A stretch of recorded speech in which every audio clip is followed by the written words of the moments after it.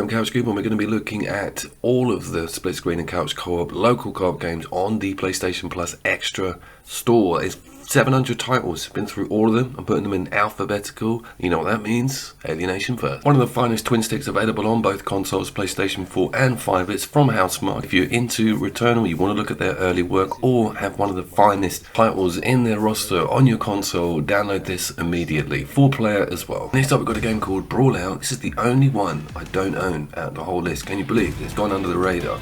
Because I was looking at another game called Bounty Brutal or something, which both has the Dead Space guys in and the Guacamelee guy. But this looks like the Smash Brothers clone through and through, but the other one looks a bit more interesting, slightly larger character roster. This is it. It's well confusing. We've got two almost identical brawlers available as indie games that feature exclusive characters from other indie games. Yep. Caladius is next up, been reviewed by me and Kez on one of my 5 more videos. We love it. It's over the top, it's crazy, it's anime, it's got some of the awesome flashy specials that you used to see on old school top-down shoot 'em ups, and a bit of titillation. Fast, colourful, retro, hugely deep upgrade and weapon using back-end system on it. It's got JRPG depth and it's a cool retro Neo Geo shooter. What's not to love here? Just been deep dived. I put the annotation in Child of Light from Ubisoft Montreal 2014. Another plot in the direction of depth when it comes to RPG and turn-based combat. Absolutely beautiful. Nothing wrong with this game at all. It's slightly more laid back co-op experience, but it's totally worth a look.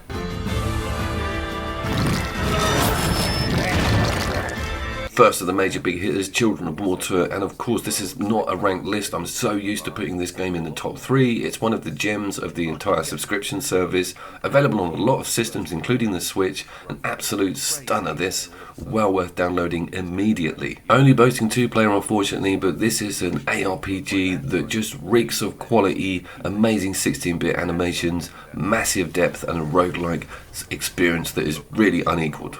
Darksiders Genesis is up next, and it's a very good looking, true split screen ARPG. This in the vein of Diablo, hotkeys, opening up an amazing core system, a lot of depth and replayability. The game's huge and it really looks after 2 players. I love the split, I love the differences in the character choice.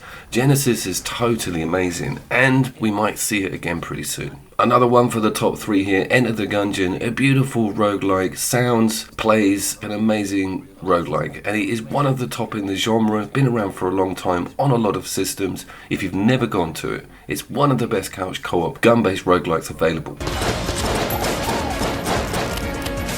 Sticking with the roguelike theme, and of course it is Fury Unleashed. This game has won some of my biggest lists. It's a side-scrolling, beautiful open world adventure style tile-based map system, a lot of randomization with the way the levels look, completely deadly difficulty, and an amazing 2-player experience. This is one of the finest on the list.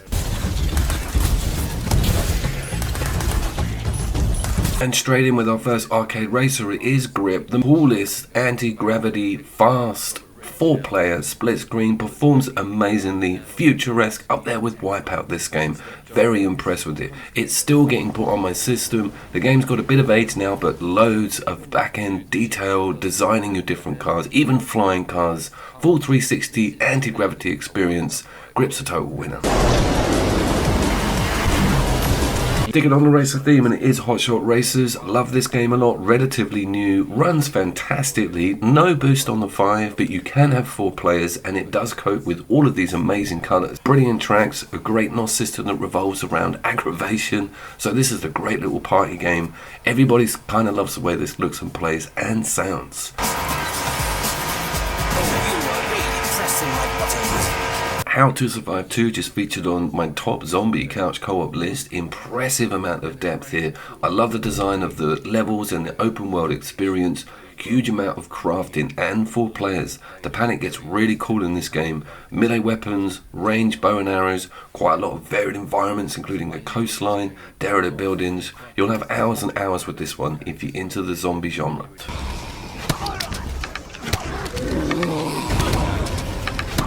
Human Fall Flat up next. This is kind of a puzzler. It is a co-op game. You get given levels to work out, push buttons, move lifts around. It's got a cool little like Doman physics, and it will make you laugh. You've got some Gang Beast style clinging physics, and the game's had quite a lot of free content pushed into it. A lot of levels and variety with this one. Next up we got Knack. Never been on the channel. There's a reason for that.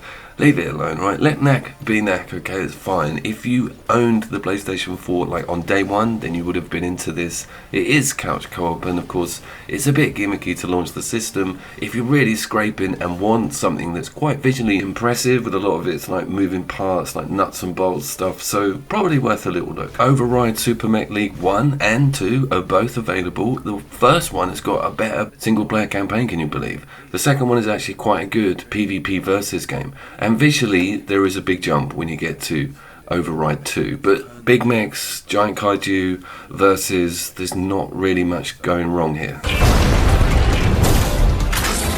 Very quickly sneaking in is Little Big Planet 3, one of the best Little Big Planets with the best level creator and 4-player platforming, and the user content and the ready-made content is amazing, so definitely look at that.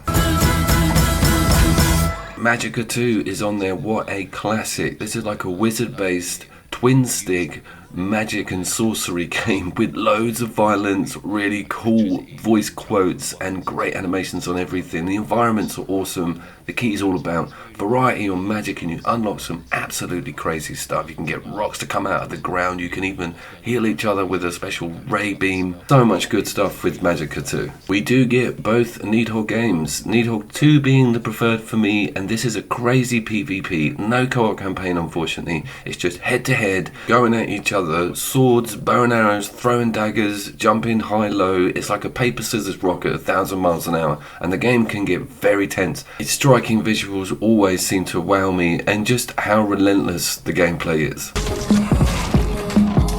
We get Overcooked 2, which arguably is probably the best of the Overcooked, and it's got 4-player co-op and PvP. This is like two couples can go at it against each other, or you can have everyone for himself, or you can even enjoy this on your own as a single player by sort of hopping between different roles. It's crazy, it gets really difficult, but as a PvP or a co-op campaign, Overcooked 2 is totally one of the best on the market.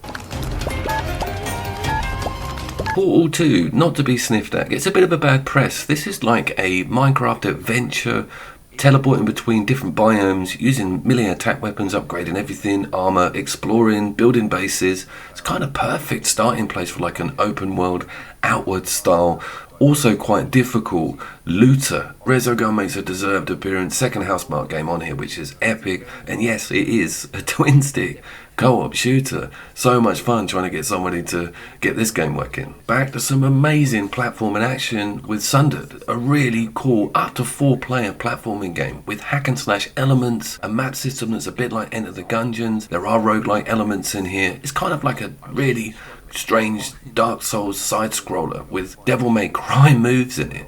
I'm talking some awesome unlocks and graphics. A totally top game. Terraria is a totally top game and included on PlayStation Plus Extra. This is one of the most famous crafting, digging, building a little dwelling and defending yourself against the nighttime monsters game on the PlayStation 4 and 5. It is totally awesome. I've deep dived it, annotations in the top corner, but this is not to be ignored. Getting this for nothing on that subscription service is one of the first games you should go to, totally, if you're into the genre. Key is quite a popular letter for this area of the list by the looks of it, with Tetris Connect in, which is the go-to versus Tetris game. So much better than 99, so much more content, a very cool looking Tetris clone. Tricky Towers could be the best PvP game on the entire list. It's absolutely awesome with the Tetris Jenga thing and all the characters, their special moves, getting magic in, being horrible to the other person, boasts 4 players, looks and sounds amazing still. Where the hell is the sequel? You've got 2 Trials games on the subscription service. This is Fusion. It's a great 4-player and honestly an amazing party game. Everybody gets into Trials after about 15 minutes. Everybody's shouting at each other, and it's really good with a room full of people. Towerfall Ascension is the classic arena-based PvP, slightly old school, jumping around, grabbing power-ups and jumping on each other's heads. You can actually do this co-op, and there's a really cool little idea with teams up to 4 players as well. This game is a stunner and still around after all those years. Because of the W, the last 2 games are Warhammer games, and Inquisitors on there, which is not bad. And I tell you something, the single player is just so worth a look. But there is a kind of tacked on helper mode in the form of bringing in another character to do levels with you. It's pretty cool. It's a bit strange. They haven't catered for all of it on a visual level in that camera, but this is one hell of an ARPG, and to have guns in it and it to be on the 40k canon, totally worth downloading. Chaos Bane, recently been on discount as well, is the no-brainer when it comes to ARPGs and the Warhammer theme. 4 players as well, brilliant UI system. It's just kind of better than a lot of that Diablo Immortal stuff we've been seeing lately. So go straight to this if you're into that genre and the action RPG element. I've been Couch Coop, and wow, I'll see you down there.